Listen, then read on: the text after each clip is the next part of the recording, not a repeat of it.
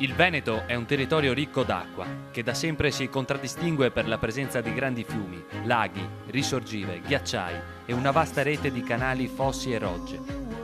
Di fronte a questo scenario, i consorzi di bonifica utilizzano l'acqua per irrigare, per l'ambiente e per la produzione di energia pulita. In agricoltura, i consorzi sono da sempre impegnati a programmare e gestire complessi sistemi di irrigazione. L'acqua distribuita alle aziende agricole sta diventando una risorsa sempre più pregiata e insostituibile, da impiegare in maniera ancora più efficiente rispetto al passato, per continuare a produrre quei prodotti tipici che ci invidiano in tutta Italia.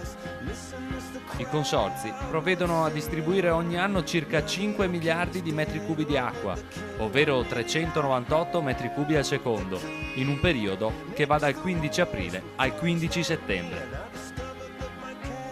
Il 95% di tale portata idrica proviene da acque superficiali, mentre il 5% deriva da acque sotterranee. Risorsa preziosa, utile all'irrigazione di circa 600.000 ettari di campagne, di cui 200.000 con irrigazione strutturata e 400.000 con irrigazione di soccorso.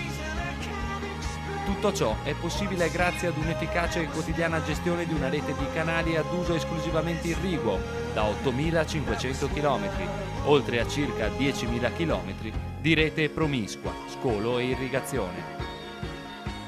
È giusto precisare che, per quanto riguarda l'irrigazione strutturata, dei 200.000 ettari, 160.000 sono serviti da un'irrigazione attrezzata a gravità, grazie ai 4.600 km di canalette a cielo aperto, mentre i restanti 40.000 con pluvirrigazione sono attrezzati con 3.900 km di rete in pressione. I 400.000 ettari di irrigazione a soccorso, invece, sono serviti da circa 10.000 km di rete promiscua. Nel 1958 nasce il Consorzio di Bonifica di Secondo Grado LEB, Lessinio Euganeo Berico, che ha permesso la realizzazione di un'importante infrastruttura irrigua che deriva l'acqua dall'Adige e garantisce l'irrigazione a 140.000 ettari di superficie. I tipi di irrigazione sono irrigazione a scorrimento, irrigazione a pioggia e irrigazione a goccia. Ma non è tutto. In agricoltura esistono altrettanto importanti esperienze, come il sistema intelligente IrriFrame, una piattaforma informatica a supporto delle aziende agricole che fornisce, attraverso l'invio di mail o SMS, un consiglio irriguo puntuale e preciso su ogni tipologia di coltura. Il sistema permetterà di ottimizzare l'utilizzo d'acqua, risparmiandone il consumo fino al 30%, riducendo i costi di produzione e, in prospettiva futura, poter migliorare il sistema delle turnazioni, rendendole più efficienti e razionali. I consorzi sono inoltre molto impegnati in interventi per preservare il buono stato dell'acqua.